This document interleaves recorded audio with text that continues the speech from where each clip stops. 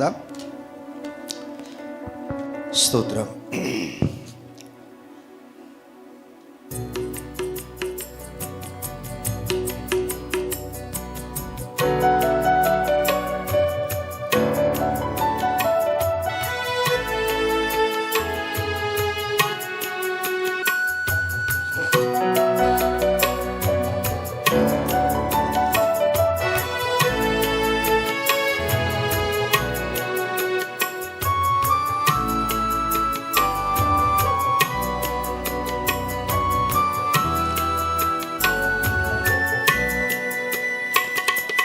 నీ పాదరేణువునై నన్నుండిపోని, నీ సేవలో బ్రతుకు తెలవారిపోని.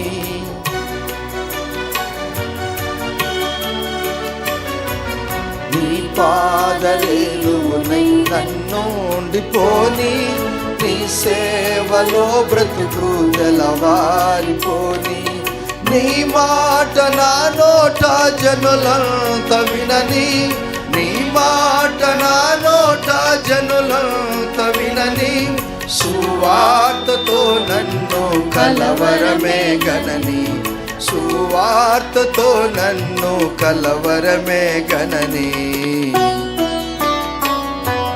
కలువారి సిలువా నాకే విలువా, కలుషంబు బాపే కరములు చాచి. కలువారి సిలువా. పరిశుద్ధుడా, ప్రేమగల తండ్రి, మీ గొప్ప నామానికి వందనాలు. మీరు నీతిమంతులు గనుక మమ్మలను ఉచితముగానే నీతిమంతులుగా చేశారు.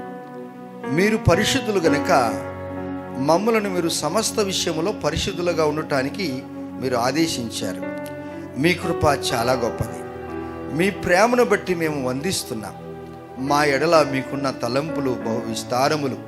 మీ విస్తారమైన మీ కృపను బట్టి మా రెండు చేతులు జోడించి మీకు కోటాని కోట్ల స్తోత్రాలు చెల్లిస్తున్నాం. వాక్యం ద్వారా నాతో మాతో మీరు మాట్లాడి మా జీవితాల ద్వారా మీరు మహిమ పొందుతారు నమ్ముతూ యేసయ్య నామములో స్తుతిస్తున్నాం తండ్రి.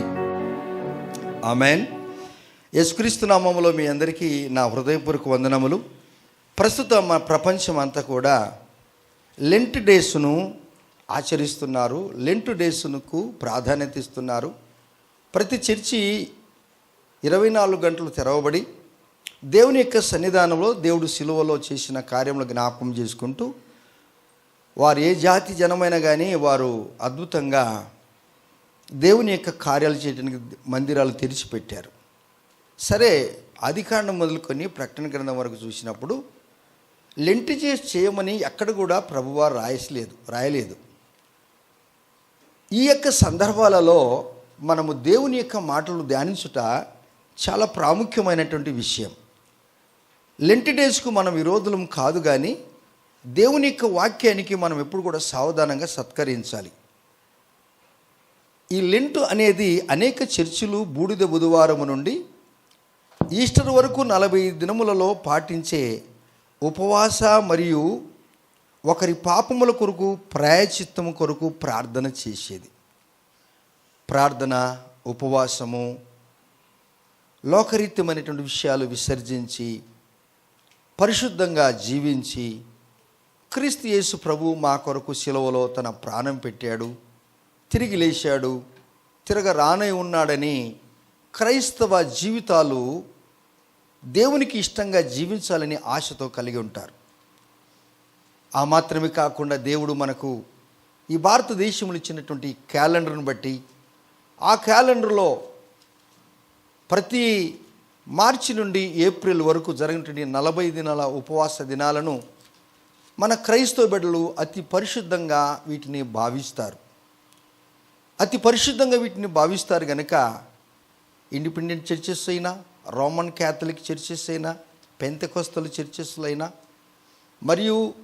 మరి ఏ చర్చెస్లో అయినా కానీ ఈ సందర్భాన్ని మనం అదునుగా తీసుకొని ఈ అదునులో సరైన విధంగా పదును వేయాలన్నటువంటి ఆశ మనందరికీ ఉంటుంది.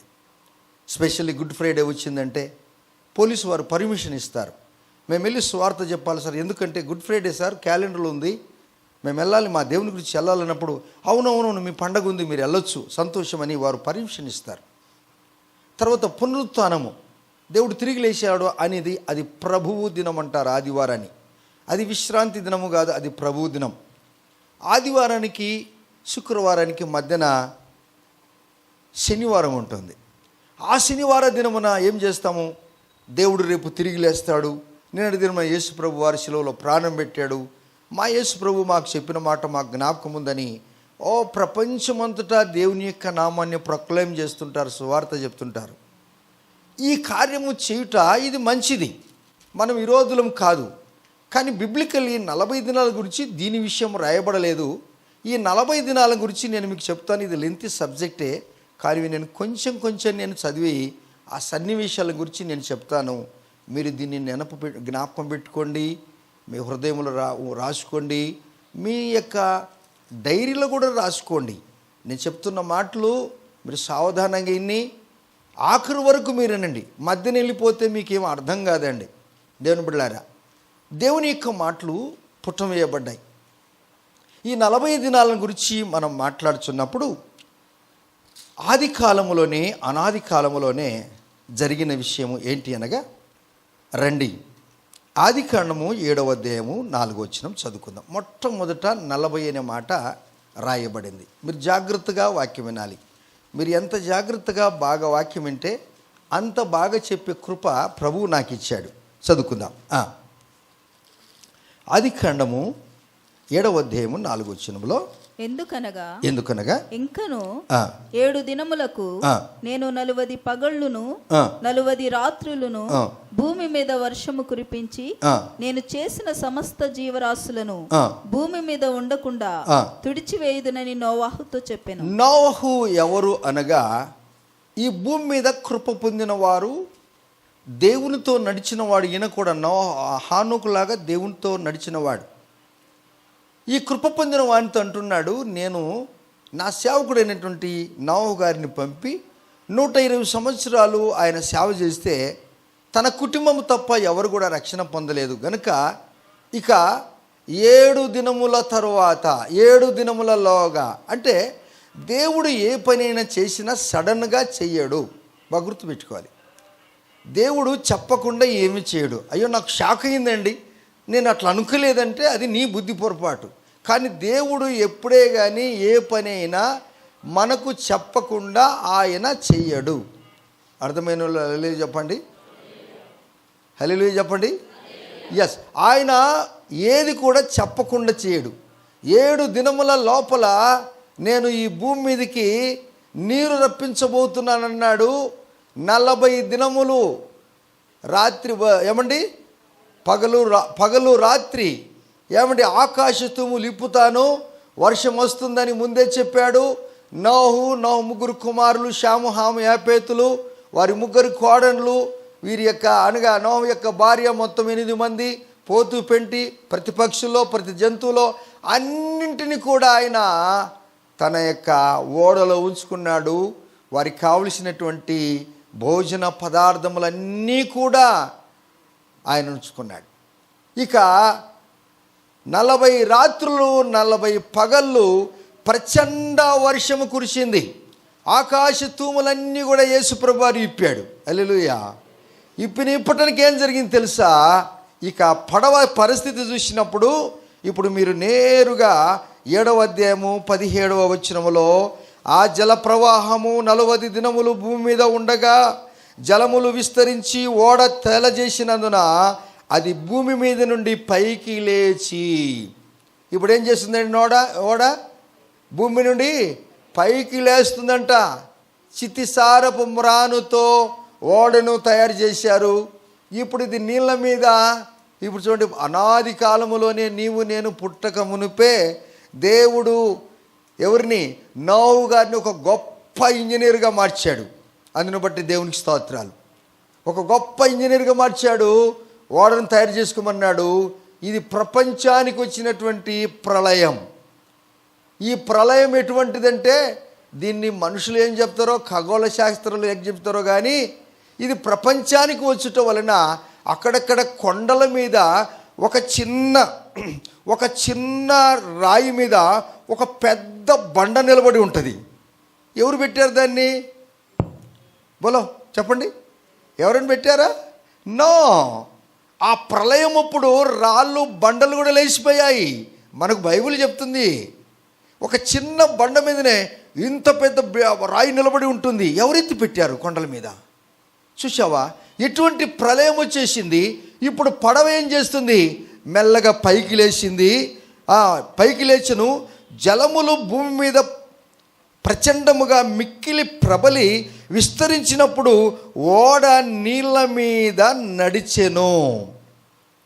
మనిషి నడిచినట్లుగా నీళ్ళ మీద, మనిషి భూమి మీద నడిచినట్టుగా ఓడ నీళ్ళ మీద నడుస్తుందంట. హల్లెలూయా. ఇప్పుడు మన ప్రియులు ఎక్కడ ఉన్నారు? రక్షణ పొందిన వాళ్ళు ఎవరెవరు ఉన్నారు?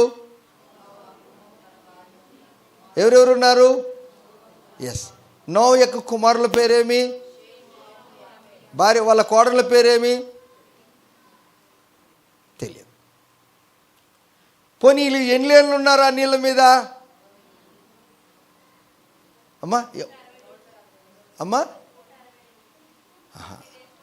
ఎస్, అన్నీ తప్పే.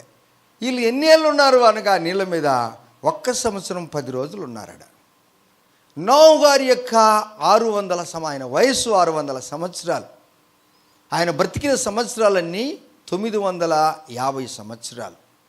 దేవుని బిడ్డలారా, ఈ 40 అనేది ఎక్కడ ఆరంభమైంది అనగా ఆదికాండము 7వ అధ్యాయము 40వ వచనం నుంచి ఈ మాటలు, ఈ 40 అనేది చాలా ప్రాముఖ్యమైనటువంటి మాట. ఈ 40 అనేది ఒక సువార్తకు మంచి ఉజ్జీవము, ఒక బుద్ధి చెప్తుంది. ముందుగానే చెప్పాడు ప్రళయం రాబోతుంది అన్నాడు. వాళ్ళందరూ ఏమనుకున్నారంటే నో ప్రాబ్లంలే, చూసుకుందాంలే అన్నారు. చాలామంది మనోళ్ళు కూడా అలాగనే అంటారు, ఊరికే చర్చికి వేస్తే బాగుంటుందిలేండి, ఎందుకు లేనిపోయింది ఎంత, మనం పోకపోతే మళ్ళీ పాస్టర్ గారు ఫోన్ చేయటము. ఏండి అసలు పాస్టర్ అంటేనే ఒక ఆయన ఉండాలా మనకి, ఏదైనా అవసరానికి బట్టి. చిన్న చిటిక అనగా ఏది పిల్లలకు పెళ్ళిళ్ళు చేయటానికి, పిల్లలకు ఒక ఎంటికలు కత్తిరేయటానికి, పిల్లలకు అన్నం పెట్టి ఎవరో నో, ఈ తలంపులు తప్పకుండా ఉండాలా. ఒక పాస్టర్ గారి యొక్క కార్యము, ఆ యాజకుడు విశ్వాసులకి ఏమేం కార్యం చేయాలో అని చేయాలా. ఒక గొర్రెల కాపరికి గొర్రెకు దెబ్బ తగిలినా కట్టుకట్టాలి, గొర్రెకు బుచ్చు కత్తిరించాలి, గొర్రెను తీసుకుపోయి మేపుకొని రావాలి, మధ్యాహ్నంలో నీళ్ళకు పెట్టాలి, రాత్రికాలంలో వాటిని కాయాలి. అది సేవకునికి ఉన్నటువంటి లక్షణం. కానీ దాని కొరకు మనం రాకూడదు, నిజమైనటువంటి జీవితం కొరకు మనం దేవుని సన్నిధికి రావాలి. Praise the lord. ఈ 40 అనే మాటను మనం ధ్యానించుకుంటున్నప్పుడు మన జీవితంలో మనం ఏం నేర్చుకోవాలి అనగా, ప్రభువా ముందు చెప్పావు మాకు కూడా, ఇప్పుడు నెక్స్ట్ మనకు జలప్రలయం రాదండి. హల్లెలూయా చెప్పండి. Praise the Lord. జలప్రలయం రాదు, అగ్ని వస్తుందంట. ఇంకా దాని గురించి తప్పించుకోవాలంటే మనం అగ్నిగా మార్చబడాలి. షడ్రకు మేషకు అబేద్నెగోలు వారు అగ్నిగా మార్చబడ్డారు కనుక వారిని మండుచున్న అగ్నిగుండాన్ని 7 అంతలు చేసినప్పటికీ కూడా షడ్రకు మేషకు అబేద్నెగోలను అగ్ని ఏమనే చేసిందా? అగ్ని స్నేహితుడిగా మార్చబడింది. అందుకే దేవుడు ఈ 40 రోజుల గురించి మనం షడ్రకు మేషకు అబేద్నెగోలుగా చూపిస్తే ఇక జలప్రలయం కాదు వచ్చేది, నెక్స్ట్ అగ్ని రాబోతుంది. అగ్ని వచ్చినా, పిడుగులు వచ్చినా, ఏమొచ్చినా భయపడవలసిన అవసరం లేదు. షడ్రకు మేషకు అబేద్నెగోలాగా మనం ప్రభుకు ఇష్టలుగా జీవిస్తే అగ్ని ఎవరిని కాల్చేస్తుంది అనగా దేవునికి విరుద్ధమైన వారిని కాల్చేస్తుంది. ఈ అగ్ని దేవుడి బిడ్డల దగ్గరికి వస్తే మనం బంగారం మెరిచినట్టు మెరుస్తామంట. Praise the Lord. అడవికి అగ్గి పడినప్పుడు ఏండి చెత్త అన్నీ కాలిపోతాయి, కొమ్మలు అన్నీ కాలిపోతాయి, చెట్లు కాలిపోతాయి. ఒకవేళ అక్కడ విలువగల రాళ్ళు కనుక అడవిలోకి ఉంటే అగ్నికి అవన్నీ ఏం చేస్తాయండి? బయటకు వస్తాయి, మెరుస్తాయి, తల తల తల తల. ఇప్పుడు మనమంతా సజీవమైన రాళ్ళము. సో అగ్నికి మీరు భయపడవద్దు, దేవునికి భయపడితే చాలు, మీరు అగ్ని నుండి రక్షణ పొందుతారు. Praise the Lord. హల్లెలూయా. మీరు ఎవరు నిద్రపోతే నేను పాట పాడతాను, పాట పడితే మళ్ళీ టైం ఎక్కువ అవుతుంది. బాగా వాక్యం విందాం. సరే, నేను కొంచెం చెప్తాను. తర్వాత చూడండి 2వ మాట, ఆదికాండము 50వ అధ్యాయం 23వ వచనం. ఇశ్రాయేలు చనిపోయాడు, 147 సంవత్సరాలు ఆయన బ్రతికాడు. బ్రతికిన తర్వాత ఆయన కొరకు ఆదికాండము 50వ అధ్యాయం 22 and 3 వచనాలు చదువుకుందాం. సుగంధ ద్రవ్యములతో సిద్ధపరచబడి వారి కొరకు దినములు సంపూర్ణమగునట్లు అతని కొరకు 40 దినములు సంపూర్ణమాయెను. అనగా యోసేపు తండ్రి అనగా ఇశ్రాయేలు చనిపోయాడు. ఆయన 147 సంవత్సరాలు బ్రతికాడు. ఆయన చాలా పాపులర్ అయిన వ్యక్తి. ఇశ్రాయేలు మామూలు వ్యక్తి కాదు. ఆదికాండము 50వ అధ్యాయము నేను 3వ వచనం చదువుతున్నాను. ఏండి సుగంధ ద్రవ్యం అక్కడ అంటే ఆయన దేహాన్ని శుభ్రపరిచి సుగంధ ద్రవ్యాలు ఎందుకు పూశారు? ఆయన దేహములో నుండి దుర్వాసన రాకుండాన్నట్లుగా ఆయన సుగంధ ద్రవ్యాలు చేసి 40 దినముల నుంచి సంపూర్ణమైన తర్వాత మరలా 30 దినములు 70 దినములు ఇశ్రాయేలు కొరకు అక్కడ ఐగుప్తు దేశంలో ఉన్నటువంటి ప్రజలందరూ కూడా అంగలార్చిరి. చనిపోయిన తర్వాత ఎవరైనా ఒక గొప్ప వ్యక్తి మన భారతదేశంలో కానీ విదేశంలో కానీ ఒక గొప్ప వ్యక్తి, ఆ దేశ సేవ చేసిన వ్యక్తి, ప్రజల కొరకు పాటుపడిన వ్యక్తి, దేశం కొరకు ప్రాణం పెట్టిన వ్యక్తి చనిపోతే మా డిఫెన్స్ ఫోర్సెస్ వారు అందరూ కూడా ఆ రైఫిల్ను ఉల్టేసేసి పెడతారు, కిందికి పెడతారు. ఆ తర్వాత మన దేశంలో ఉన్నటువంటి ఆ జాతీయ జెండాను కూడా దింపుతారండి. అంటే మా దేశంలో ఒక వ్యక్తి, గొప్ప అయిన వ్యక్తి వెళ్ళిపోయినాడని. ఎప్పుడైతే వారు చనిపోయినప్పుడు ఆ దేశంలో ఉన్న జెండాను వారు చనిపోయిన తర్వాత వారి యొక్క భౌతిక కాయం కూడా వేస్తారు. మేము చనిపోతే ఈ లోక యాత్రను ఇస్తే నా యొక్క దేహం మీద కూడా భారతదేశ జెండాను వేస్తారు. మాకు చట్టం ఉంది. అది సర్వీసులున్నా కానీ మేము ఆ సర్వీస్ విడిచిపెట్టినా కానీ మా మీద భారతదేశ జెండా తీసుకొని ఊరేగించుకుపోతారు. తెలిసిన వెంటనే పోలీసు వాళ్ళు డీసీ వారు వచ్చి తీసుకొని పోయి మమ్మల్ని వారి యొక్క ద్వారానే ప్రభుత్వ లాంఛనాల ద్వారానే చేయాలి, ఖననం చేయాలి. అయితే వారికి ఇన్ఫర్మేషన్ ఇవ్వాలి. దేవుని బిడ్డలారా, అలాగనే ఇశ్రాయేలు ఆ దినములలో చాలా గొప్పవాడు. ఆయన సంతానం గొప్పది. ఇశ్రాయేలు ఐగుప్తు దేశానికి పోతే ఫరో వెళ్ళి ఆయన దగ్గర తల ఉంచాడు. ఇశ్రాయేలు ఆయన నెత్తిని మీద పెట్టి చేయి పెట్టి ప్రార్థన చేశాడు. ఒక ప్రవక్తగా మార్చబడ్డాడు. యోసేపున్న దేశంలో చాలా అద్భుతమైన కార్యాలు జరిగాయి. యోసేపు అక్కడ ఉండటం వలన తన అన్నదమ్ములను ఆదరించాడు. చుట్టుపక్కల ఉన్నటువంటి దేశాలకు భోజనం పెట్టాడు. 7 సంవత్సరాలు కరువు వస్తే ఆ కరువును ఎడబాపాడు. ఈ వ్యక్తి మామూలు వ్యక్తి కాదు. అటువంటి వారి తండ్రి చనిపోతే ఇప్పుడు ఏం జరిగిందో తెలుసా? సుగంధ ద్రవ్యాలతో ఆయన యొక్క భౌతిక కాయాన్ని వారు సవరణ చేసి బాగా చేసి దేవుని కార్యం చేయటానికి 40 దినాలు సంపూర్ణం చేశారు. 70 దినాలు 40 + 30 70 దినాలు వారు అంగలార్చారు. ఈ 40 దినాలు అనేది ఎటువంటి స్వార్థకు మనకి ఇస్తుందో మనం బాగా నేర్చుకోవాలి, తెలుసుకోవాలి. అలాగ జీవించినప్పుడు బైబిల్ విధానము మనకేం చెప్తుంది, మనుషుల విధానము మనకేం చెప్తుంది? మనం యేసును అనుసరించు వారిమి, మనం ఆచరించే వారిమి కాదు. ఆచరణ ఎవరైనా చేస్తారు, అనుసరించేది ఫాలో అయ్యేది చాలా ప్రాముఖ్యమైనటువంటి విషయము. దేవుని బిడ్డలారా, మనం సిద్ధాంతానికి మనం లోపడకూడదు. దేవుడు చెప్పిన శాస్త్రానికి మనం ఎప్పుడు కూడా సెల్యూట్ కొట్టాలి. ఎప్పుడు కూడా మనం ఆయనకు కీనులమై నమ్మకస్తులమై సాక్షిబిడ్డలుగా జీవించినప్పుడు దేవుడు మన జీవితం ద్వారా మహిమ పొందుతాడు. 3వ మాట మనము ధ్యానించుకున్నప్పుడు, రండి దేవుని బిడ్డలారా, మోషే నిబంధన పలకలు అర్పిస్తున్నాడు. ఇప్పుడు చూడండి, ద్వితీయోపదేశకాండము 9వ అధ్యాయము 9వ వచనం. The book of Deuteronomy chapter 9 verse 9 చదువుకుందాం. 9వ అధ్యాయం 9వ వచనంలో, ఆ రాతి పలకలు అనగా యెహోవా మీతో చేసిన నిబంధన సంబంధమైన పలకలను తీసుకొనుటకు నేను కొండ ఎక్కినప్పుడు అన్నపానములు మాని ఆ కొండ మీద 40 పగళ్ళు 40 రాత్రులు నేను ఉంటిని అని మోషే ఇశ్రాయేలు ప్రజలతో చెబుతూ ఉన్నాడు.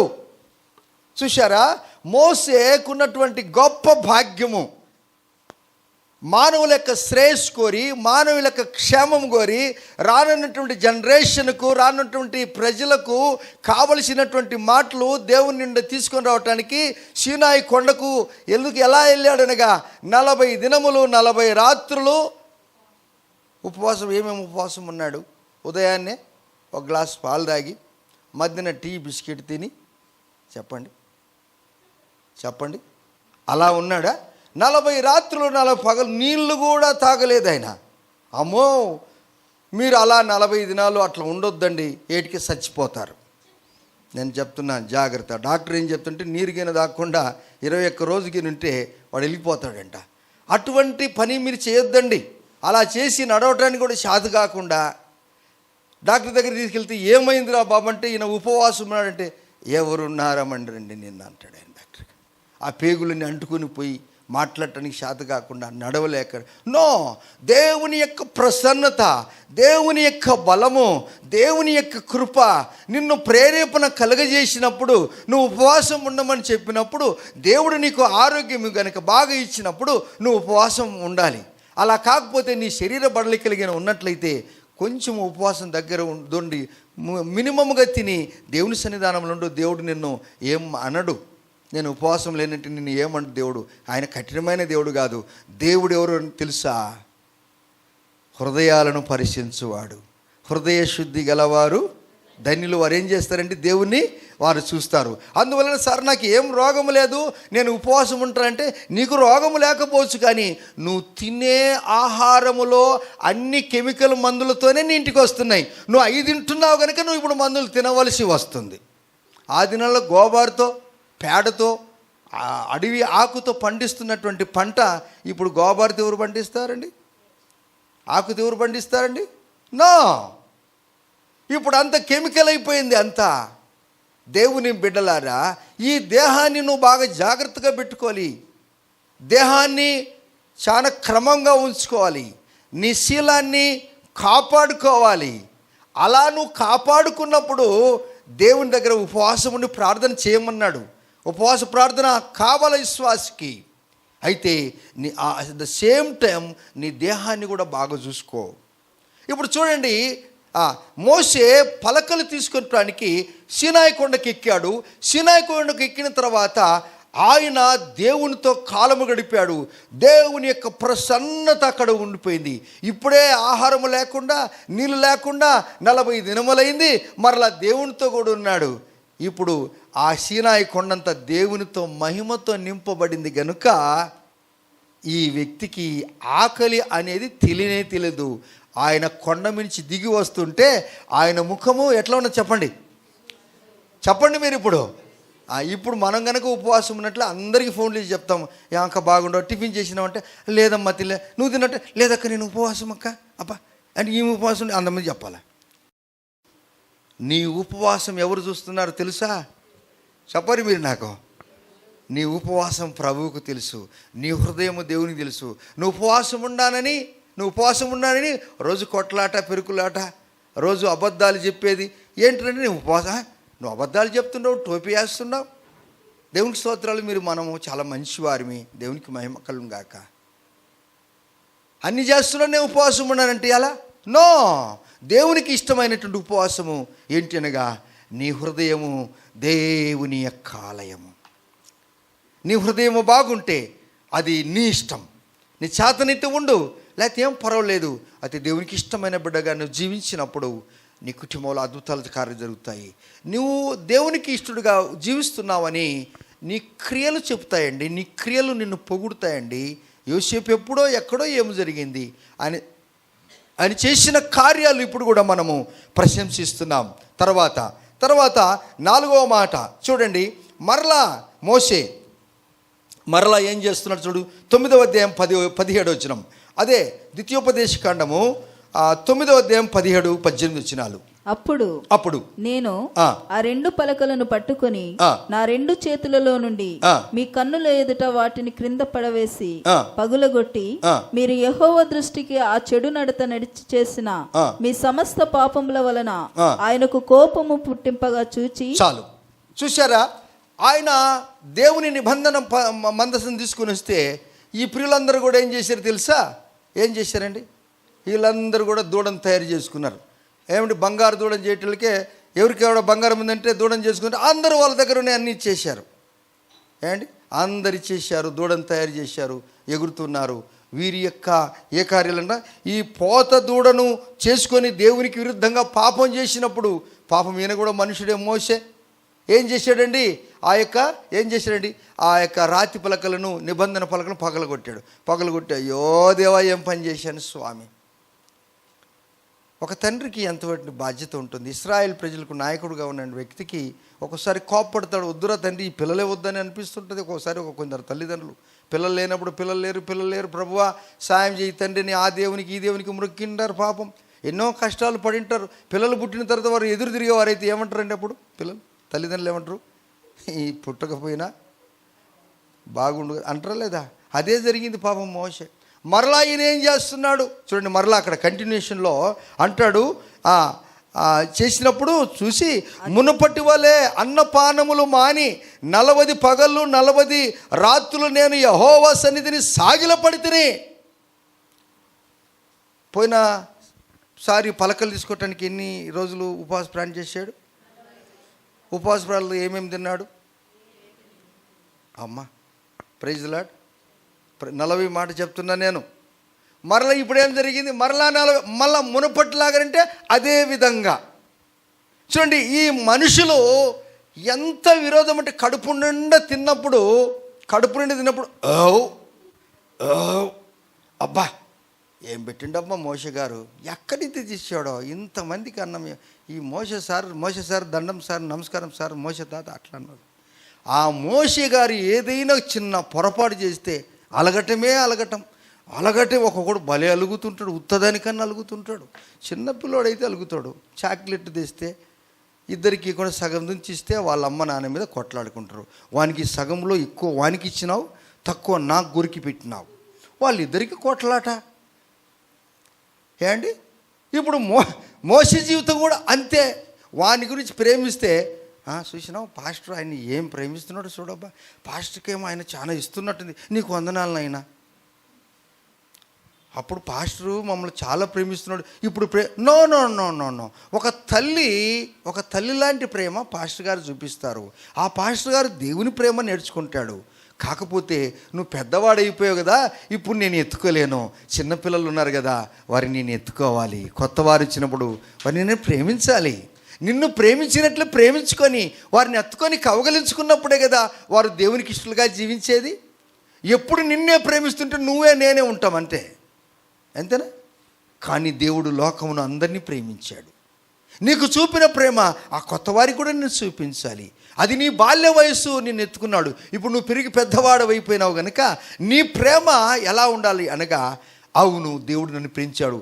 ఈ విధంగా నీవు ఆ రస్తలో ఆ దారిలో వెళ్ళిపోతూ దేవుని కొరకు నువ్వు సాక్షిబిడ్డగా జీవించాలి. ఇప్పుడు మరలా మోసే అదే పని, మరలా అదే నీరు కూడా తాగకుండా భోజనం కూడా చేయకుండా మరలా ఉపవాసం ఉండి మరలా దేవుని దగ్గరికి వెళ్ళి మరలా పలకలు తీసుకొని వచ్చాడు. చూడండి ఈ తండ్రికి ఎటువంటి ప్రేమ అండి నాయకుడికి. అందుకే చాలామంది అంటారు, పాస్టర్ గారు మా పిల్లోడు అవిధేయుడు, నా బిడ్డ అవిధేయురాలు, వారి కొరకు మీరు బాగా ఉపవాసం ఉండి ప్రార్థన చేయండి పాస్టర్ గారు. అమ్మ నువ్వు ఎక్కడికి పోదంటే నేను బిర్యానీ పార్టీకి పోతున్నాను సార్ అంటే, వాళ్ళేమో బిర్యానీ పార్టీకి వాళ్ళు పోవాలా, ఈడు ఉపవాసం ఉండి దేవునికి స్తోత్రం. మీ కొరకు మేము ప్రార్థన చేస్తాం, కానీ నువ్వు కూడా చేదోడు ఆదోడుగా ఉండి ప్రార్థన చేసుకుంటే నువ్వు ప్రార్థన పరురాలు అయితే నీ క్యారెక్టర్ని చూసి నీ గుణలక్షణాన్ని చూసి నీ కొడుకు నీ కూతురు మానుతారు. నీకు బిడ్డ కొరకు నువ్వు రాత్రికాలం లేచి ప్రార్థన చేయి, మధ్యరాత్రి లేచి ప్రార్థన చేయి. నీ కఠినమైన భర్త కొరకు నువ్వు ప్రార్థన చేయి. అతను మారడండి అని చెప్పుకుంటూనే తిరుగుతున్నావు, కానీ అతను మారు మనసు కొరకు నువ్వు ప్రార్థన చేయి. 25 లక్షల మంది జనాభా కొరకు ఒక్క మోసే ప్రార్థన చేయాలంటే ఇది మామూలా? ఒకనికి బేదులు, ఒకనికి వాంతులు, ఒకనికి కడుపు నొప్పి, ఒకనికి తలనొప్పి, ఒకనికి చేతులు బాగలు, చర్మప్రోగం, ఇన్ని వచ్చినా కానీ అందరి కొరకు ప్రార్థన చేసిన చేతులు ఎత్తి ఆయన అలసిపోతాడు. ఇశ్రాయేల్ ప్రజలకు జయం కావాలంటే ఎప్పుడు ఆ చేతులు ఎత్తినట్టే ఉంటాయి. ఆయనేం క్వాలిఫైడ్ పర్సన్ అండి. 40 దినములు మొన్న ఉన్నాడు, 40 దినములు నిన్న ఉన్నాడు. మరలా ఏం చేస్తున్నాడు చూడండి మీరు. 9వ అధ్యాయం 24-25 వచనాలు. నేను మిమ్ముని ఎరిగిన దినము మొదలుకొని మీరు యెహోవా మీద తిరుగుబాటు చేయుచూ ఉన్నారు. కాగా నేను మునుపు సాగిలపడినట్లు యెహోవా సన్నిధిని 40 పగళ్ళు 40 రాత్రులు సాగిలపడితిని. యెహోవా మిమ్మును కరుణింపగా నేను యెహోవా కొరకు ప్రార్థించుచు ఇలాగ చెప్తాను. చూసావా, మరలా 40 దినాలు మరలా ప్రార్థన చేస్తున్నాడు. 40 + 40 + 40 ఎంత అయిందండి? ఎంతైందమ్మా? ఈ 120 రోజులు ఏమేమి తిన్నాడండి? బోలో. ఇప్పుడు మనకు చర్చి ఇడిచిపెడితే మన బ్యాగులన్నీ ఎక్కడ కనపడతాయి? మన ఇంట్లో బ్యాగులన్నీ మార్కెట్లో కనపడతాయండి. మటనా, చికెనా, పెద్దదా, చిన్నదా, మధ్యదా? ఏండి మంచిది, దేవునికి స్తోత్రాలు. ఏండి ఆరాధనలకైతేనే ఇల్లు ఇంటికి పోయి తెచ్చుకోవాలని ఉంటే ఆ మహానుభావుడు ఆయన బ్రతికిందే 120 సంవత్సరాలు అయితే ప్రజల కొరకు 120 రోజులు ఆయన ఉపవాస ప్రార్థన ఉన్నాడని నిర్గమకాండం మొదలుకొని ఆఖరి అంటే ఈ ఖండాల్లో మరలా తిప్పి మరలా రాస్తున్నాడు ఈ మాటలు ఆయన. దేవుని బిడ్డలారా, మన జీవితాలను మనం సరి చేసుకున్నప్పుడు ప్రభువు అంటాడు, నా బిడ్డలారా మీరంటే నాకు చాలా ఇష్టం, మీరంటే నాకు చాలా ఇష్టం. యేసు ప్రభు వారిని శిష్యులు అడిగారు, నీ పిల్లలు చూడండి వాళ్ళు ఉపవాసమే ఉండలేదంటే ఆయన అన్నాడు, రేయ్ నా పిల్లలు పెళ్లి కుమారుడు అంటే నేను పెళ్లి కుమారుడు రోజులు వాడు ఉపవాసం ఉండరు రా అని చెప్పాడు. పెళ్ళికి పోయినవాడు ఉపవాసం ఉండడంటే ఇది బాగుంటుందా? పెళ్ళి కొడుకు పెళ్ళి కూతురు ఉపవాసం ఉన్నారు, పెళ్ళి ఉభయల తల్లిదండ్రులు ఉపవాసం ఉన్న రోజులలో వారు పెళ్ళిళ్ళు పెట్టుకుంటారా? వాళ్ళు ఉపవాసం ఉన్న రోజుల్లో పెళ్ళిళ్ళు పెట్టుకుంటారా? పెట్టుకోరు. ఎందుకంటే మేము తినాలా, మా ఇంటికి వచ్చిన వారు, మా బిడ్డల పెళ్ళికి వచ్చిన వారు కూడా సమృద్ధిగా తినాలి. హల్లెలూయా. పెళ్లి కుమారుడు మీ మధ్యన ఉన్నంత వరకు చెప్పాలి అవసరం లేదు. ఎందుకనగా మన యేసయ్యే మన పెళ్ళి కొడుకు. ఆయన మన దగ్గర ఉన్నప్పుడు వారికి ఆకలి ఉండదు, దప్పిక ఉండదు. దేవుని పిల్లారా, ఉపవాసం గురించి మనం ఈ రోజులము కాదు దేవుడికి మాట్లాడుతున్నాడు. 40 దినాల గురించి నేను మీకు కొంచెం జ్ఞప్తి చేస్తున్నాను. సో మోసే ఈ విధంగా చేశాడు, అద్భుతమైన కార్యములు ఆయన జీవితం ద్వారా ప్రభువు జరిగించాడు. తర్వాత 5వ మాట మనము ధ్యానించుకుంటున్నప్పుడు 20 చదువుకున్నాం. 6వ మాట చదవండి. మొదటి సమూయేలు గ్రంథము 17వ అధ్యాయము 16వ వచనంలో. మొదటి సమూయేలు గ్రంథము గొల్లియాతును గురించి మనం మాట్లాడుకుంటున్నాం.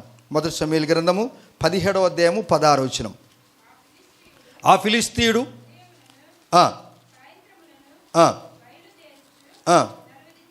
40 దినములు తన్ను తాను అగపరుచుకొనుచు. చూసావా, ఎవరు ఈయన? గాతువాడైన గొలియాతు. ఇది రాక్షస కుటుంబము అని అంటారు. ఏండి ఈ గొలియాతు ఎవరు అనగా ఫిలిస్తీయుల యొక్క సైన్యంలో గొప్పవాడు. అతన్ని చూస్తే అక్కడ ఉన్నటువంటి రాజుకు మరియు ఏమండి అక్కడున్న వారందరికీ భయం పుడుతుందట. ఫిలిస్తీయుల గొప్పవాడు, నన్ను ఎవరైనా కొట్టుకొని ఓడిస్తే నేను వారికి దాసులుగా ఉంటాను, లేకపోతే మేము కొడితే వారు మాకు దాసులుగా. ఇశ్రాయేలు ప్రజలకు ఆ మాట మారినప్పుడు యెషై కుమారుడు ఆఖరివాడు 8వ వాడు కడగొట్టువాడు దావీదు, నీకు మేము దాసులుగా ఉండము, మా ప్రాణం పోయినా పర్వాలేదు కానీ మేము ఏం చేస్తామో తెలుసా, నేను గొల్లియాతు మీద నేను పోట్లాడతానన్నాడు. ఆయన యుద్ధానికి వెళ్ళకముందు ఒక మాట అన్నాడు. ఏమన్నాడండి? యుద్ధము ఏమన్నాడు నాయన? యుద్ధము యెహోవాదే అన్నాడు. దేవుని మీద ఆధారపడ్డాడు. ఆ భయంకరమైనటువంటి గొలియాతును హతమార్చాడు. Praise the Lord, praise the Lord. గొలియాతును చంపడానికి దావీదు ఉపవాసం ఉన్నాడా? కానీ ఆ వ్యక్తి 40 దినములు కనపరుచుకొని వస్తున్నాడంట. అప్పుడప్పుడు ఏమండి ప్రపంచ అందగత్తెలో ర్యాంపు మీదకి వచ్చిపోయినట్టుగా ఈయన గొలియాతు భయంకరుడిగా వచ్చిపోతాడంట. వాళ్ళని చూడటానికి మామూలు మాట కాదండి, ఇంతతో 5 ఉంటాడంట ఆయన. 6 ముళ్ళ జానడు, వారి జానడు మన మూరకు సమానం అండి.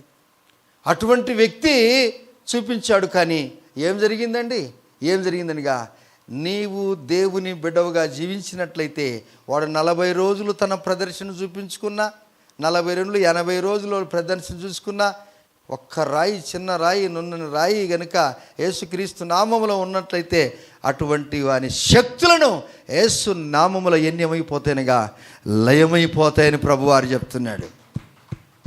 దేవుని బిడ్డలారా, అనేక పర్యాలు మన కుటుంబాలలో అనేక ఇటువంటి తొందరలు భయంకరమైనటువంటి తొందరలు, రాత్రంతా నిద్ర లేకుండా చేసిన శక్తులు, అటువంటి పరిస్థితులు కూడా కుటుంబము, ఇరుగు పొరుగు వారు, పిల్లలు, లేక డబ్బు విషయంలో ఇంకొకటి దాంట్లో అనేక తొందరలు వచ్చాయి. అయితే చిన్న నమ్మకము దావీదుకున్న ఆ చిన్న నమ్మకం ద్వారా అది యెహోవా ఈరే ఏమండి యుద్ధము యెహోవాదే అని అనుకున్నప్పుడు, ప్రార్థన చేసుకున్నప్పుడు, నమ్మకంగా ఉన్నప్పుడు గొలియాతు లాంటి సమస్యలను దేవుడు పరిష్కారం చేశాడా లేదా? ఆమెన్. నా జీవిత కాలమంతా నీవు చేసిన మేలులకు, నా జీవిత కాలమంతా నీవు చేసిన మేలులకు, నా జీవిత కాలమంతా నీవు చేసిన మేలులకు, నా జీవిత కాలమంతా నీవు చేసిన మేలులకు ప్రభువా నిన్ను కీర్తింతును, యేసయ్యా నిన్ను ఆరాధింతును, ప్రభువా నిన్ను కీర్తింతును, యేసయ్యా నిన్ను ఆరాధింతును. 40 దినాలు గొలియాతు ప్రదర్శించుకుంటే దావీదు ఏం చేశాడు? హతం మార్చాడా లేదా? నువ్వు దేవునికి కనపడు, మనుషులకు చూడాలని ఆ లోయలో అంతల కథలు తిరుగుతాడంట. చూసినట్టు వాడికి రాత్రి నిద్ర లేకుండా చేయాలి, వాడిని భయంకరమైన పరిస్థితి చూసి వాడికి భయం పుట్టి వాడు చచ్చిపోవాలనేటువంటి విధంగా వాడు తిరుగుతున్నాడు. దాన్ని వాళ్ళు నెఫీలులు అంటారు, రాక్షస కుటుంబం అంటారు. వారు ఏమైపోయినారు తెలుసా? దావీదు హతమర్చి. నువ్వు ధైర్యంగా ఉండాలి. దేవుని బిడ్డలంటే మనము బహుధైర్యంగా ఉండాలి, చాలా ధైర్యంగా ఉండాలి. దావీదుకున్నటువంటి ఆ చిన్న నున్నని రాయితోనే వాడిని హతమార్చినట్టుగా ఆ చిన్న విశ్వాసం నీకుంటే కొండలాంటి సమస్య కూడా పెకలింపబడి వెళ్ళిపోయిందా లేదా? ప్రైజ్ ది లార్డ్, హల్లెలూయా. ఆ నమ్మకం ఉండాలంటే నువ్వు ప్రభు సన్నిధిలో ఎక్కువగా ఉండాలి అనేది ప్రభువారు బోధిస్తున్నాడు. రండి తర్వాత మాట, మీకు 7వ మాట. అదేంటనగా విజయానికి సాదృశ్యమైనటువంటి కర్మేలు పర్వతం మీద 1 రాజుల గ్రంథము 19వ అధ్యాయము 18వ వచనము, 19వ అధ్యాయము 8వ వచనం అనుకుంటాను. 1 రాజుల గ్రంథం. అతడు లేచి భోజనం చేసి 8వ వచనం కరెక్ట్. ఆ భోజనపు బలము చేత 40 రాత్రింబగళ్ళు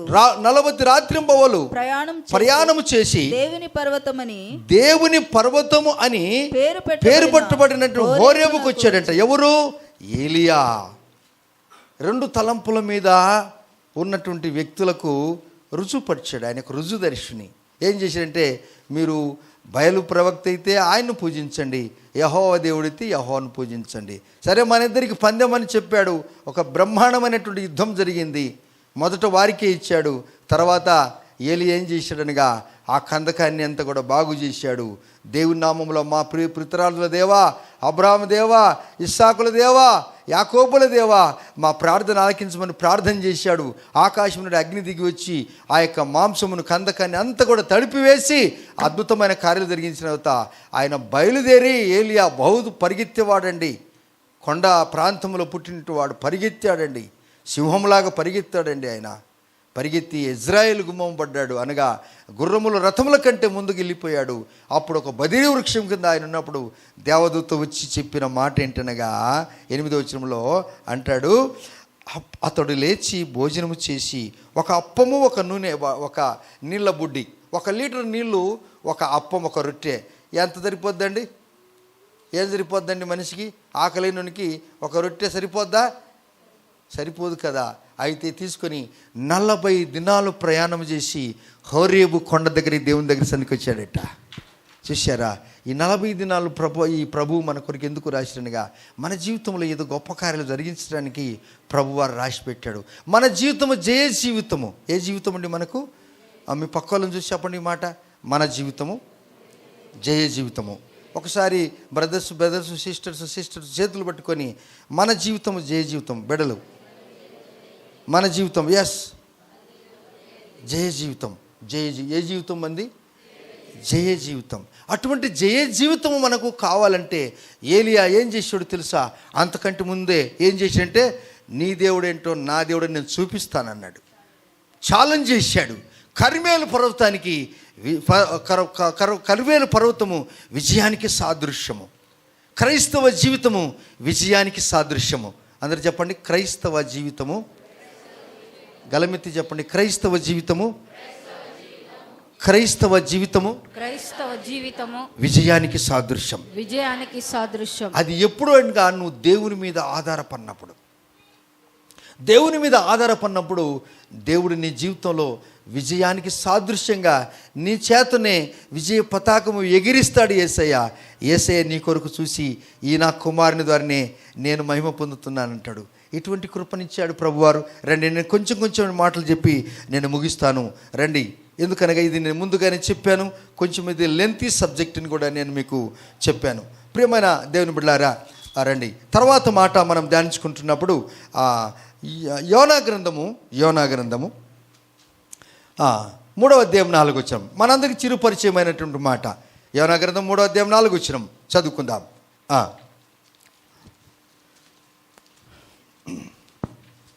నినివే పట్టణానికి 3వ అధ్యాయం 4వ వచనంలో యోనా ఆ పట్టణంలో ఒక దిన ప్రయాణమంతా దూరము సంచరించు ఇక 40 దినములకు నినివే పట్టణము నాశనమగుచున్నదని ప్రకటన చేయగా. చాలండి. యోనా ఈ పట్టణం చాలా పెద్దది. 3 దినములంతా ప్రయాణం చేసి పెద్ద పట్టణము. దాదాపు ఈ పట్టణంలో 120,000 కంటే జనాభా ఉన్నారు. అయితే యోనా ముందు ఒక మాట చెప్పాడు, ముందుగానే చెప్తున్నాడు. ఏం చెప్పాడు? అక్కడ ఏ విధంగా నోవహు ఏ విధంగా 7 రోజులలో ఈ భూమి అంతా కూడా నీటితో నాశనం అయిపోతుంది చెప్తున్నాడు. ఈయన ఏం చెప్తున్నాడండి? 40 దినాలలో ఈ పట్టణం అంతా పాడైపోతుంది, దేవుని ఉగ్రత రాబోతుంది అని చెప్పాడు. ఆయన యొక్క ప్రకటన, ఒకరోజు ప్రార్థన చాలా గొప్ప కార్యం జరిగింది. 40 దినాలు వారికి అవకాశం ఇచ్చాడు యేసయ్య. దేవుడు మనకు 40 దినాలు కాదు, 4 రోజులు కాదు, ఇదే రక్షణ దినం, ఇదే అనుకూల సమయం. మన జీవితాన్ని పరిపూర్ణంగా ఏదైనా బలహీనతలుంటే సరి చేసుకుంటే మనము ధన్యులము, భూమి మీద కృప పొందిన వారిమే, దేవునితో నడిచేవారిమే. దేవుడు అంటాడు, నా బిడ్డలారా, ఈ 40 ఇది స్వార్థకు ఎంతో గొప్ప కార్యం చేస్తుంది. ఎన్ని రోజులు నువ్వు ఉపవాసం ఉన్నది ప్రాముఖ్యం కాదు, ఎన్ని ఏళ్ళు నువ్వు ప్రభు కొరకు జీవించింది అది దేవునికి మహిమ ఉంటుంది, నీకు క్షేమం అనిగిస్తుంది. తర్వాత మాట నేను మీకు చెప్పబోతున్నాను. అది ఏంటనగా సంఖ్యాకాండము 13వ అధ్యాయము 25వ వచనం. సంఖ్యాకాండము 13వ అధ్యాయంలో అక్కడ మోసే యెహోషువలు కానాను దేశానికి ఆ 12 గోత్రం వారి ముఖ్యులను పంపిస్తాడు. మీరు వెళ్ళి పాలు తేనెలు ప్రవహించు దేశము ఎలా ఉందో చూసుకోండి రండి అంటే, చదవండి ఆ మాట. 13వ అధ్యాయం 25వ వచనము. వారు 40 దినములు ఆ దేశమును సంచరించి చూచి తిరిగి వచ్చిరి.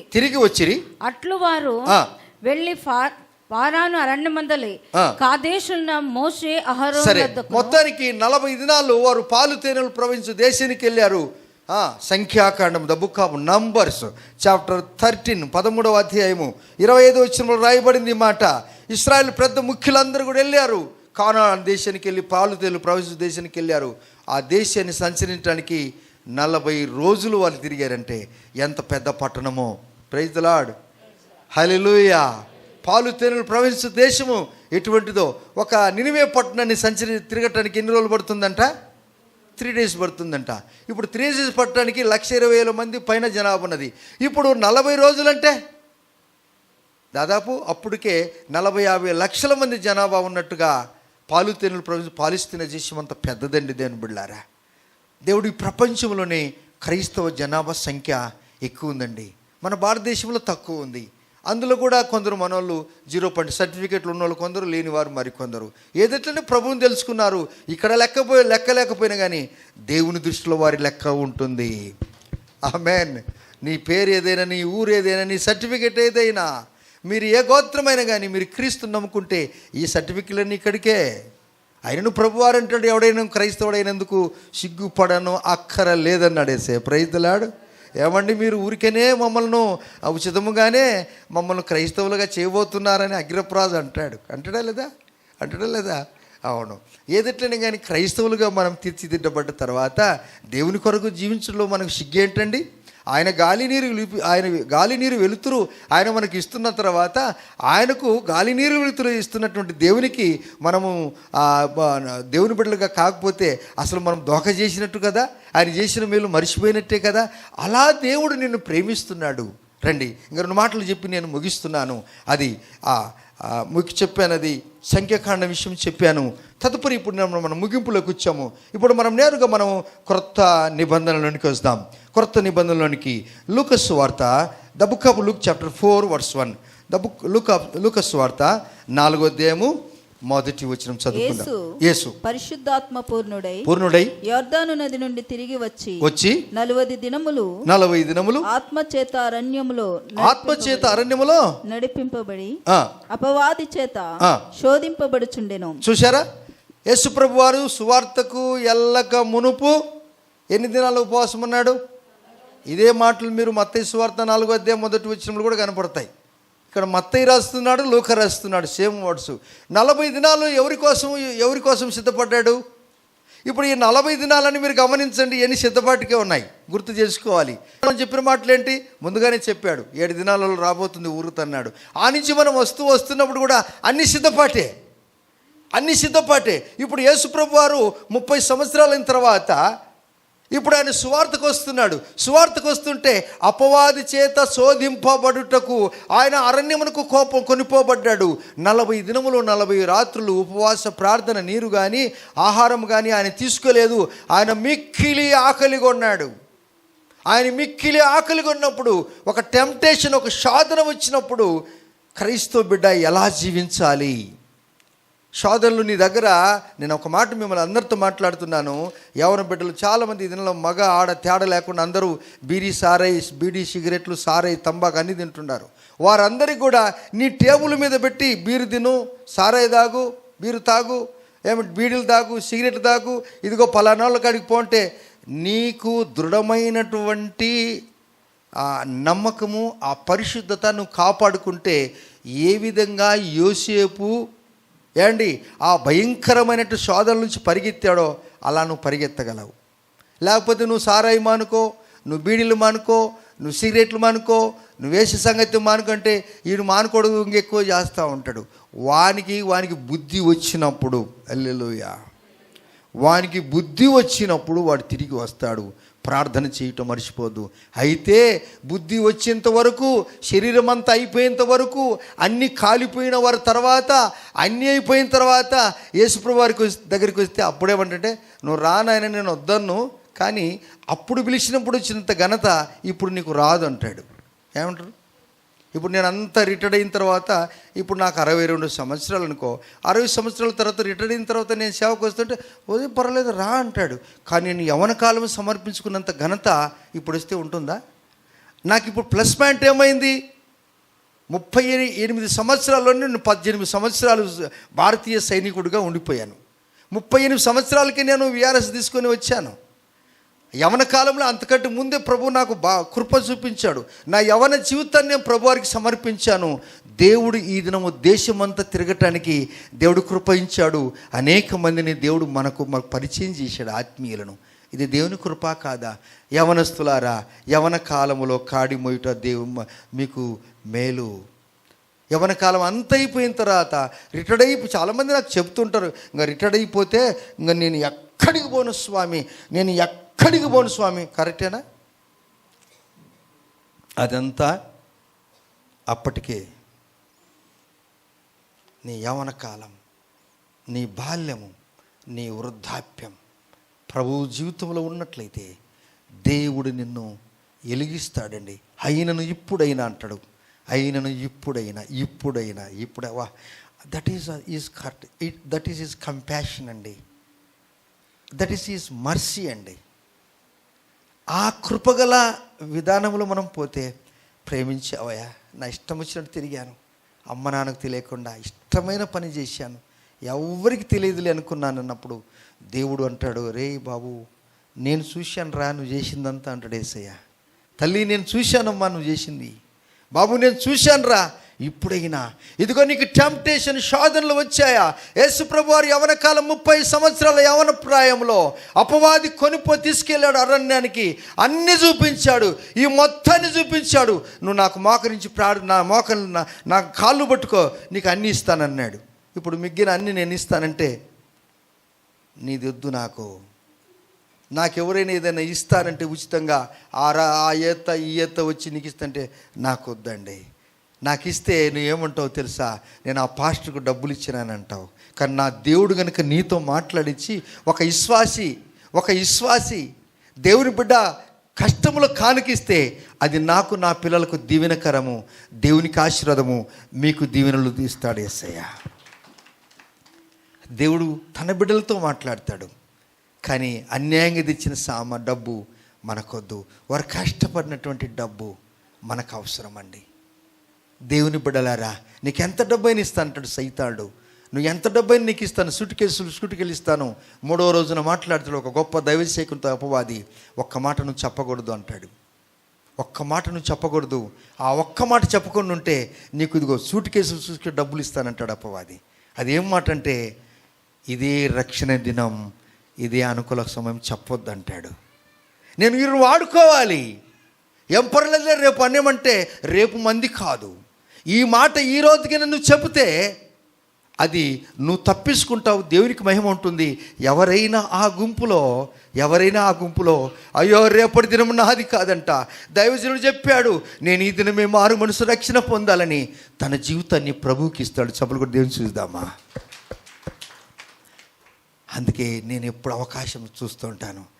ఎంత గొప్ప సభలైనా వారు ఏం చెప్పమైనా కానీ నా యేసును గణపరిచి ఆడ యేసు ప్రభు వారి గురించి చెప్పి తర్వాత నన్ను ఎవరు ఏమనుకున్నా పర్వాలేదు కానీ స్టేజ్ దిగిగా నేను దొరకను. వాళ్ళకు నా పనికి వస్తాను బ్రదర్ వస్తానంటాను. ఎందుకంటే నేను అక్కడ నా యేసును గణపరిచి వచ్చాను. Praise the lord. దేవుని బిడ్డలారా, శోధన జయించాడు, శోధనలు జయించేవాడు ధన్యుడు. యేసు ప్రభు వారి సేవకు వెళ్ళక మునుపు అపవాది మామూలు శోధనలు పెట్టాడండి.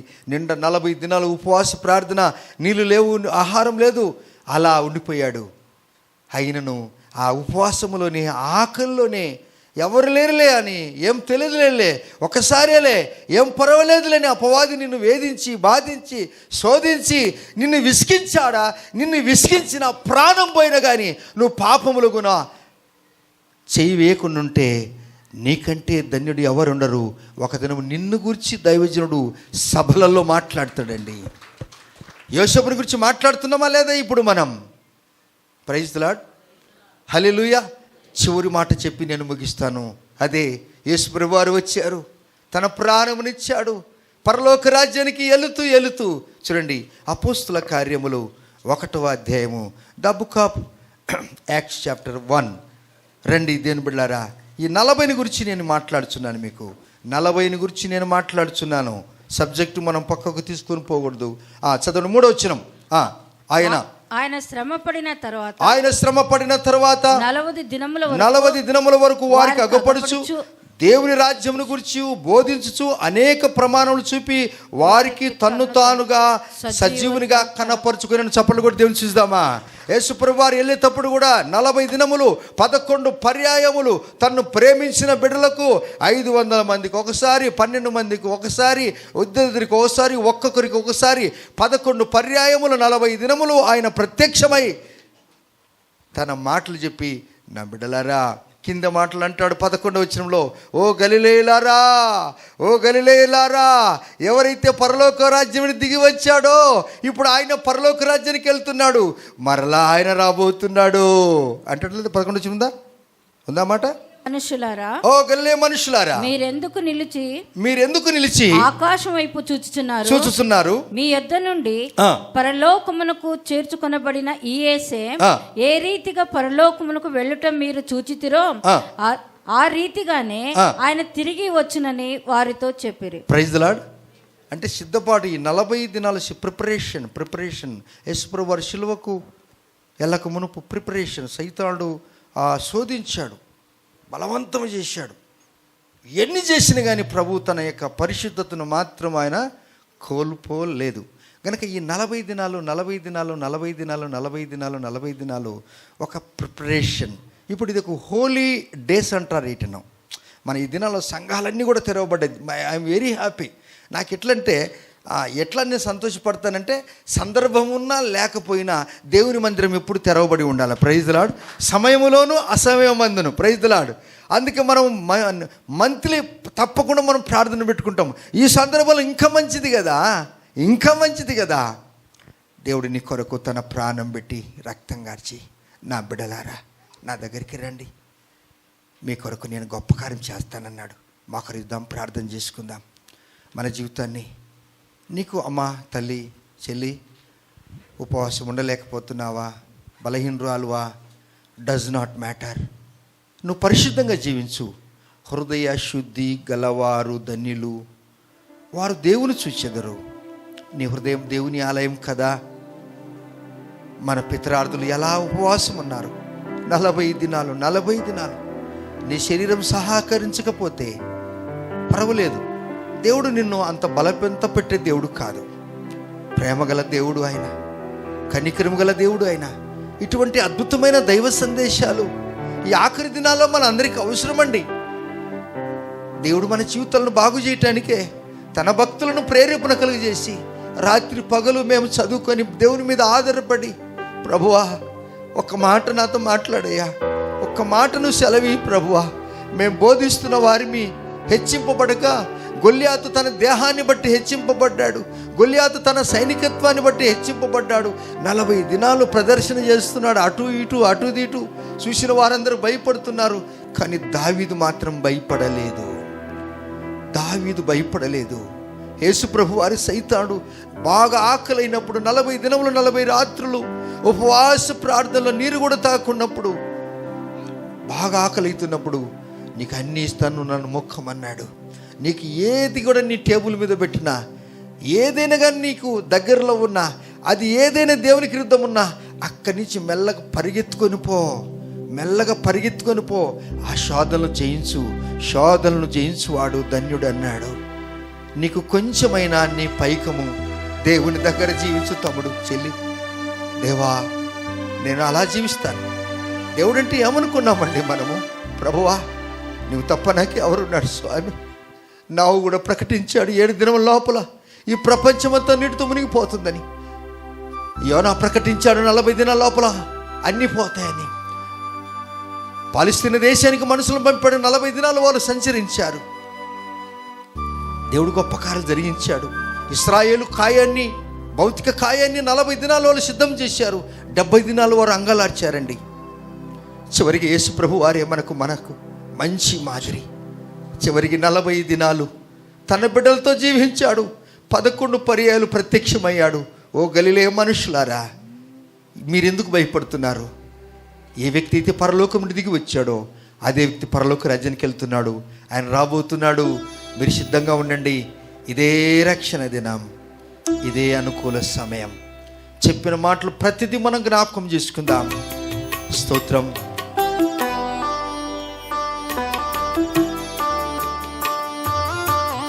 అయ్యా స్తోత్రం. దేవుని వాక్యానికి మనం సెల్యూట్ చేయాలి. నిజముగా మనం ధన్యులమండి. ఇటువంటి వాక్యాలు మనం వింటున్నామా?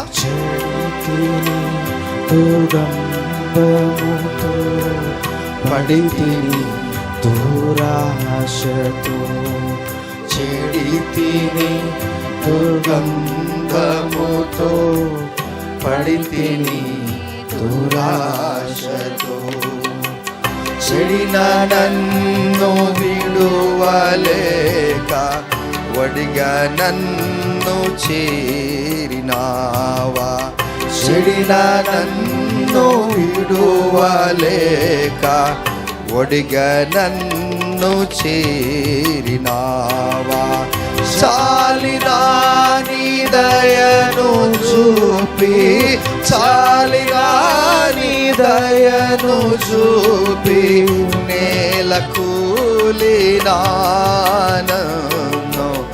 లేవనెత్తినావయా, చాలిరాని దయను చూపి, చాలిరాని దయను చూపి, నేల కూలినాను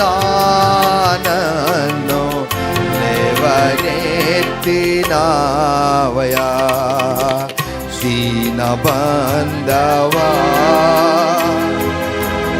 దిక్కు నీవే యేసువా, దైవ మానవా, దీన బంధవా దిక్కు నీవే యేసువా, దైవ మానవా. అందరూ మన చేతుల పైకెత్తి చాలు చాలు నీ కృప మేలు నా విమోచక. చాలు చాలు నీ కృప మేలు నా విమోచక. నిరాశతో నిట్టూర్పులతో అయ్యా నా జీవన శైలి చెడిపోయినప్పుడు కనికరించి 40 దినాలు సిద్ధపాటు ఎలా ఉండాలి, ఎలా మాకు మీరు నేర్పించారయ్యా. నిరాశతో నిట్టూర్పులతో నిదురలేక ఉంటిని. దేవా ఎందుకయ్యా నేనంటే ప్రేమ నీకు. నిరాశతో నిట్టూర్పులతో నిదురలేక ఉంటిని. ప్రయాసతో నా బరువు మోయ లేక తూలుచుంటిని. ప్రయాసతో నా బరువు మోయ లేక తూలుచుంటిని. చాలు రాని చాలిరాని దయను చూపి, చాలిరాని దయను చూపి నేల కూలినా నన్ను లేవనెత్తినావయ్య. చాలిరాని చాలిరాని దయను చూపి, చాలినాని దయను చూపి నేల కూలినా నిన్ను లేవనెత్తినావయ. దీనబంధవా దీనబంధవా దిక్కు నీవే యేసువా దైవ మానవా. దీనబంధవా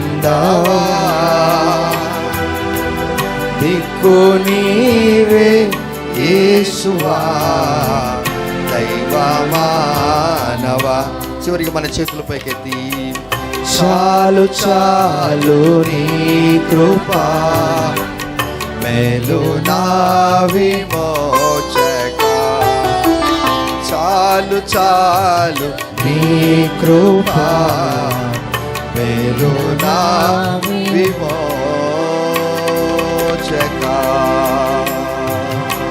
చాలినాని దయను చూపి, చాలినాని దయను చూపి నేల కూలినా నన్ను లేవనెత్తినావయా. చాలినాని దయను చూపి, అందరూ కలిసి చాలినాని దయను చూపి నేల కూలినా నన్ను లేవనెత్తినావయ. సుగుణశీలుడా సుగుణశీలుడా సర్వలోకనాథుడా సర్వలోక నాథుడా దీననాథుడా సుగుణశీలుడా సకల లోక నాథుడా ప్రాణనాథుడా. చాలు చాలు నీ కృపా మేలు నా విమోచక. ఈ 40 దినాలు మనకు ప్రిపరేషన్ చేయడానికి సిద్ధపాటు మనకు ఇది ఒక పరిశుద్ధ దినాలుగా పాటిస్తారు మన క్రైస్తవేత్తలు. మందిరం తెరవబడేది మంచిదే కదా, దేవుని సువార్త చెప్పటం మంచిదే కదా, దేవుళ్ళు ఉండేది మంచిదే కదా, ఎటువంటి భాగ్యం కదా. దేవానికి స్తోత్రాలు. మేము ఇలా జీవిస్తాము. మీకు మహిమ ప్రభువా. సమయములోను అసమయములోను ఏ సమయంలోనైనాను ఎప్పుడైనాను నేను నిన్ను స్తుతిస్తానయ్యా. నీ మందిరం విడిచి నేను ఎక్కడికి పోయాను స్వామి? గలిలే మనుషులారా, మీరు ఎవరు భయపడొద్దన్నాడు ప్రభువారు. ఆయన వెళుతూ వెళుతూ అభయం ఇచ్చాడు, మీరేం భయపడవద్దన్నాడు. ఎటువంటి ప్రేమ! ప్రార్థన చేసుకుందాం. ప్రేమ గల తండ్రి, మీ నామానికి వందనాలు. మీ ప్రేమను బట్టి 40 దినాలు ఏమి అనేది మీరు మాకు కొంచెం చెప్పారు. ఇంకా అనేక సత్యాలు ఉండొచ్చు, కానీ మా జ్ఞానానికి సరిపోయిన మాటలు మీరు మాకు ఇచ్చారు. నీ ప్రియ బిడ్డలు విన్నారు. ఈ మాటలు వారి వినికిడిలో మేము వినిపించాము. ఇందువలన భవిష్యత్తులో ఈ బిడ్డలు సిద్ధపడి అనేకులను సిద్ధపాటు చేసి కృపను అనుగ్రహించండి. దీనదాసుడు నేను నన్ను, నా కుటుంబాన్ని మీరు ప్రేమించి మీ మాటలు పలకరించే భాగ్యం మాకు ఇచ్చారు. మీ నోట మా నోట మీ మాట ఉంచారు. ఏ గీత లేని వారిని, ఎక్కడో దిక్కు దిశ లేకుండా దేశ దిమ్మరిని తిరుగుతున్న నా జీవితాన్ని దర్శించి ఆ దినం భారతీయ సైనికుడిగా ఉన్న నన్ను ఈ దినము క్రీస్తు సైనికుడిగా మార్చి అందరినీ మీ సైనికులుగా మార్చాలని ఇష్టపడుతూ ఉన్నాము స్వామి. మీకు స్తోత్రాలు. వీళ్ళని దీవించి ఆశీర్వదించి నీ కృపలో పెంచు. మీకే ఘనత, మీకే ప్రభావములు యేసయ్య నామములోనే ప్రార్థించి అడిగి పొంది ఉన్నాం తండ్రి. ఆమెను. మన తండ్రికి దేవుని ప్రేమ, కుమారుని కృప, పరిశుద్ధాత్మ దేవునికి అన్ని సాహసము ఇక్కడ మనందరికీ సదాకాలము తోడై నిలిచి ఉండుగాక. Amen, amen. Praise the lord. ఈ యొక్క ఛానల్ మీకు ఇష్టపడి ఉంటే సబ్స్క్రైబ్ చేయండి, అనేకులకు పరిచయం చేయండి. దేవుడు మిదించును గాక. God bless you.